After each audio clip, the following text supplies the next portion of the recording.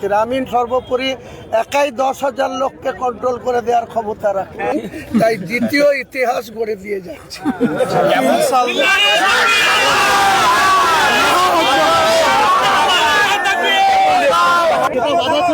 আজকে আপনি ওখান থেকে গ্রিন সিগন্যাল পেয়ে গেলেন, কি রকম প্রস্তুতি চলছে? প্রস্তুতি তো দেখছেন, পুরো ডায়াস হচ্ছে 6 ফুট হাইটের ডায়াস। 400 জন মুসলিম সমাজের যারা কোরআনকে অত্যন্ত বুকের মধ্যে রেখে দিয়েছে, সেসব হাফেজ, কারি, মৌলানা, অনেক বিজ্ঞ ব্যক্তি, ইসলাম ধর্মাবলম্বী মানুষ, সেখানে পবিত্র সৌদি আরবেরও লোক থাকবে এবং ইন্ডিয়ার বিভিন্ন জায়গা থেকে আমাদের এখানকার লোকাল অনেক মৌলানা, কারি, হাফেজ সহ 400 জন ডায়াসে থাকবে। বেলা 12টার আগেই ওনারা ডায়াসে উঠে যাবে। 12টা থেকে 2 ঘন্টা প্রোগ্রাম চলবে, কোরআন তেলাওয়াত চলবে, তার সঙ্গে সঙ্গে এলইডি সেট করা হবে। এলইডি এখানে থাকবে, এলইডি ওখানে স্পটে থাকবে। এলইডির মাধ্যমে, কারণ এত লোক হয়ে যাবে, আজকে যেভাবে লোকের উন্মাদনা, কালকে তখন সকালবেলায় দেখবেন আর বেলডাঙ্গা থেকে রেজিনগরের রাস্তায় আর কোনো হাঁটার জায়গা। আমি তো মিনিমাম আমার টার্গেট প্রথম থেকেই আছে 2 লাখ, আমার মনে হচ্ছে 2 লাখ ছাড়িয়ে যাবে।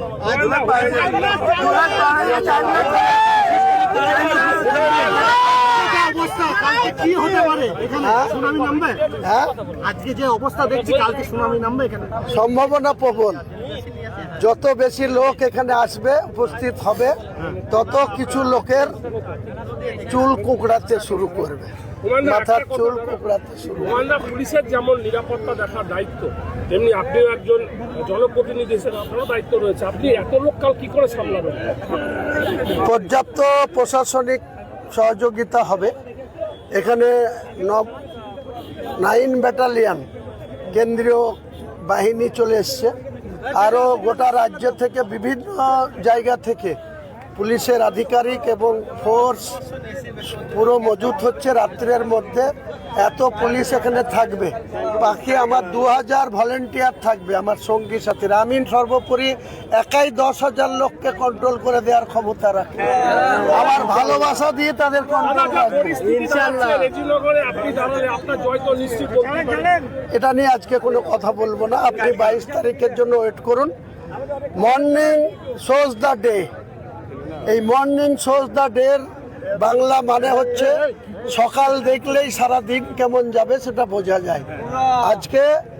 আজকের এই জনসমাগম, আগামীকালকের যে উপস্থিতি, সেখান থেকে বলবেন যে রেজিনগরের মানুষ আমার সঙ্গে আছে, আমিও টোটাল রেজিনগর সহ মুর্শিদাবাদের মানুষের সঙ্গে আছি, সেটা আগামী দিনে প্রমাণ হবে। কালকের প্রোগ্রামে কারা কারা উপস্থিত থাকবেন এখানে? অনেক লোক, লম্বা লিস্ট, আমি কার নাম করবো? তাহলে আপনি বলছেন কার নাম দল করবেন? তৃণমূলকে ছাড়লেন বলবো? হ্যাঁ, তৃণমূলকে ইস্তফা দিলেন বলবো? তৃণমূলে আমি কিছুতে নেই ভাই, বিধায়ক পদটা আছি, সেটা যে কোনো টাইমে ডিসেম্বরের মধ্যে গিয়ে রিজাইন করে দেবো, বলি আপনাদের কোনো চিন্তা নেই। মানুষ আমার সঙ্গে থাকলে আবার যখন ইলেকশন কমিশন বিজ্ঞপ্তি দিবে, মানুষ কার পক্ষে বোতাম টিপবে তখন প্রমাণ হবে। আপনাদের চ্যানেলের মাধ্যমে আমার যারা সঙ্গী সাথী, আমার যারা হিতাকাঙ্ক্ষী, আমার কমের লোক, আমার জাতির লোক, তারা আজ কতটা উৎসাহী, কতটা উৎফুল্ল। আমি একটা চ্যালেঞ্জ নিয়েছিলাম, আমার কাছে এটা অত্যন্ত শক্ত চ্যালেঞ্জ ছিল। ঘরে বাইরে অনেক বিরোধিতা ছিল। আমাদের যে দলের আমি বিধায়ক এখনো আছি, সেই দলের রাজ্য স্তরের নেতারা লাগাতার 10 দিন ধরে আমাকে অনেক প্রেসার করেছিল যে এই জায়গা থেকে সরে আসতে হবে। আমি তাদের অনেক বোঝাবার চেষ্টা করেছিলাম। কলকাতায় ঘন্টার পর ঘন্টা আমাকে বসেই রাখা হয়েছিল যে এটা ভাবনা চিন্তা করতে, এটা একটা বড় মাপের রিস্ক হয়ে যাচ্ছে বা কমিউনাল সমস্যা তৈরি হতে পারে। আমি বলেছিলাম যে আমি কোনো অন্যায় কাজ করছি না, আমি সংবিধান মেনে, আমার ভারতবর্ষের সংবিধানে যে সব ধর্মাবলম্বী মানুষের নিজের নিজের ধর্ম করা তাদের সংবিধানে অধিকার, এবং আমরা মুসলমান হিসাবে আমাদের মসজিদ করার অধিকার আছে। অমুসলিম ভাই যারা আছে, হিন্দু ভাই যারা আছে, তাদেরও গির্জা, কারো মন্দির, কারো পুজো করার অধিকার, সেটাও সংবিধান অধিকার। ভারতবর্ষের কনস্টিটিউশনে এটাই পরিষ্কার করে বলা আছে। কিন্তু আমাদের কিছু শ্রেণীর লোক তারা ক্ষমতায় অন্ধে বসে তিনারা মনে করছিলেন যে তিনারা আইনের ঊর্ধ্বে, তিনারা যা খুশি বলতে পারেন, তিনারা যা খুশি সিদ্ধান্ত নিতে পারেন। আমি সেই জায়গায় তাদের সঙ্গে আমার দ্বিমত পোষণ হয় এবং আমি সেখান থেকে চলে আসি। কিন্তু আমাকে তারপরেও 4 দিন ধরে অনেক রকমভাবে অনেক প্রশাসনের কর্তা ব্যক্তিদের দিয়ে আমাকে বোঝানো হয়েছিল যে আপনি মসজিদ বানান কিন্তু বাবরিটা নাম দিতে পারবেন না। আমার ওনাদের কাছে প্রশ্ন ছিল যে আমি সমস্ত ইতিহাস ভুলে গিয়ে 1528 সালে বাবর যখন ইব্রাহিম লোদিকে 1526 সালে আক্রমণ করেছিল, তিনি ভারতবর্ষের ছিলেন না বাবর, এটা ঠিক কথা। তিনি যখন ভারতবর্ষের তৎকালীন সম্রাট ইব্রাহিম লোদিকে আক্রমণ করলেন এবং যুদ্ধে জয়লাভ করে ভারতবর্ষের তখ্তে বসলেন, 4 বছরের তিনার শাসনকালে তিনি প্রথম তার সেনাপতি মীর বাকিকে দায়িত্ব দিয়েছিলেন এই বাবরি মসজিদকে তৈরি করা। সেই সৌধটা, সেই ইমারতটা 464 বছর উত্তরপ্রদেশের অযোধ্যায় ছিল। সেটাকে 1986 সালে রাজীব গান্ধী যখন ভারতবর্ষের প্রধানমন্ত্রী, তখন এটাকে নামাজ পড়তে দেওয়ার জন্য বন্ধ করে দেওয়া হলো, মুসলমানদের প্রবেশ অধিকার বন্ধ করা হলো। তার সুযোগ নিয়ে 6 বছরে উগ্র হিন্দুত্ববাদ কিছু কর সেবক 1992 সালের 6 ডিসেম্বর সেটাকে ডিমোলিশন করে দিল, ভেঙে দিল, রিমুভ করে দিল। তারপরে 33 বছর অতিক্রান্ত হয়েছে। সেখানে 2019 সালে একটা সুপ্রিম কোর্টের সর্বোচ্চ হাইকোর্ট পার করে সুপ্রিম কোর্টে গিয়ে মামলার একটা জাজমেন্ট হয়। সেই জাজমেন্টে প্যারাগ্রাফ 1-এ এতে বলা আছে যে বাবরি মসজিদ যেখানে ছিল, যেটা ভেঙে দেওয়া হয়েছে, সেই জায়গাটা নাকি, সেখানে নাকি রাম জন্মগ্রহণ করেছিল, রামলীলার জায়গা। তাই রামলীলাকে সুপ্রিম কোর্টের নির্দেশে কোনো পেপারস ছাড়াই, যেহেতু অনারেবল সুপ্রিম কোর্ট সেই রায় দিয়েছিল যে এখানে রাম মন্দির, সেখানে রাম মন্দির হয়ে গেছে। আমি সহ কোনো মুসলিম ভারতবর্ষের এই রাম মন্দিরের বিরোধিতা করিনি। আমাদের বাংলার কেউ করেনি, মুর্শিদাবাদের কেউ করেনি, কোথাও কেউ রাম মন্দিরের বিরোধিতা করেনি। ভারতবর্ষের প্রধানমন্ত্রী, সকলের প্রধানমন্ত্রী, তিনি রাম মন্দিরের 22 জানুয়ারি 2024 তিনি ওপেন করেছেন। আমরা কেউ অখুশি না। কিন্তু সেই রায় দিতে গিয়ে 2019 সালে সেই রায় দিতে গিয়ে সুপ্রিম কোর্ট দ্বিতীয় প্যারাগ্রাফে বিয়েতে বলেছে যে বাবরি মসজিদের ট্রাস্টকে 5 একর জায়গা দিতে হবে। সেই জায়গাটা কি সুপ্রিম কোর্ট ওখানে অষ্টম প্রহর করার জন্য দিতে বলেছে, না হরিনাম করার জন্য দিতে বলেছে? বাবরি মসজিদ করার জন্য তো দিতে বলেছে।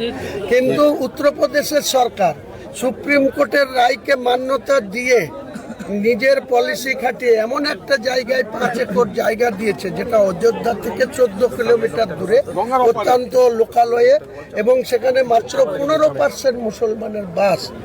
আমি 72% মুসলমানের বাস সেই জেলাতে যখন বলছি বাবরি মসজিদ করব, আমার মাথার দাম 1 কোটি টাকা ঢাকা হচ্ছে। তাহলে তারা কি করে বাবরি মসজিদ সেখানে স্থাপন করবে? তাই আমি চ্যালেঞ্জটা নিয়েছিলাম মুর্শিদাবাদে। আমি বেঁচে আমার জীবনের বিনিময়ে হলেও বাবরি মসজিদ এখানে আমি হুমায়ুন কবির সফল, নিশ্চয়ই সফল। আর আমি আপনাদের চ্যানেলের মাধ্যমে অনারেবল হাইকোর্টের প্রধান বিচারপতি সহ যে ডিভিশন ব্রাঞ্চ আজকে যে নির্ণয় দিয়েছে, আমি আপনাদের মাধ্যমে হাইকোর্টকে, কনস্টিটিউশনকে, জুডিশিয়ালকে স্যালুট জানাই। হুমায়ুন কবি কি তাহলে ইতিহাস গড়তে চলেছে? নিশ্চয়ই নিশ্চয়ই আগামী দিনে হুমায়ুন কবির কবরে চলে যাবে। কিন্তু যেমন বাবর 464 বছর আগে তার মীর বাকিকে দিয়ে করেছিল, তিনি যেখানেই থাকুক বাবরি মসজিদ ছিল। আজও ইন্ডিয়ার মানুষের বুকের মধ্যে বাবরি মসজিদ আছে।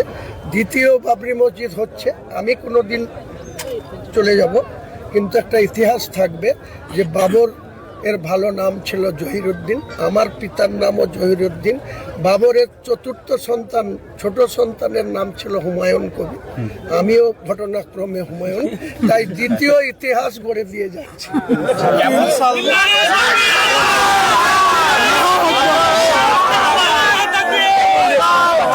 হাইকোর্টের রায়ের পর কারণ দারুণ রেসপন্স। আমি বেলডাঙ্গা গিয়েছিলাম, বেলডাঙ্গার আম জনতা আমাকে ওখান থেকে আসতে দিচ্ছে না, এমন এই যে দেখছেন না, কালকে সকালে আসুন দেখতে পাবেন যে কি মুখ্যমন্ত্রী একাধিক বক্তব্য আর পরবর্তী সময়ে এত বাধা কাটিয়ে আগামীকাল কি মনে করছেন যে কত মানুষের ভিড় হতে পারে? মুখ্যমন্ত্রী ব্যক্তি হিসেবে মমতা বন্দ্যোপাধ্যায়কে আমি অত্যন্ত শ্রদ্ধা করি। উনি শ্রদ্ধার পাত্রী, উনি এত সিনিয়র মোস্ট নেত্রী, ওনার প্রতি আমার ব্যক্তিগত শ্রদ্ধা ছিল, আছে, ভবিষ্যতেও থাকবে। কিন্তু কিছু ওনার ব্যক্তি আছে যিনারা ওনাকে ভুলভাল রিপোর্ট করছে, বোঝাচ্ছে।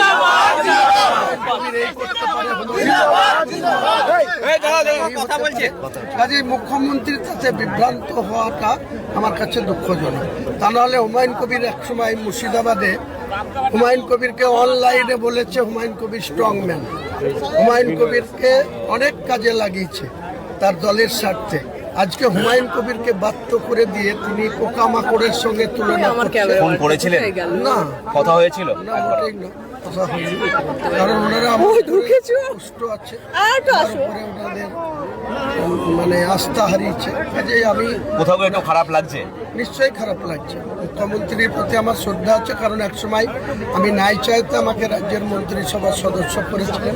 ব্যক্তিগত স্তরে আমাকে খুব স্নেহ করেন, কিন্তু কিছু মানুষের ভুল বোঝানোতে এই জেলার কিছু ভুঁইফোড় নেতা আছে, পাতাখোর নেতা আছে, তাদের কথাতে আমার সঙ্গে যে দুর্ব্যবহারটা করেছে আমি অত্যন্ত আহত হয়েছি।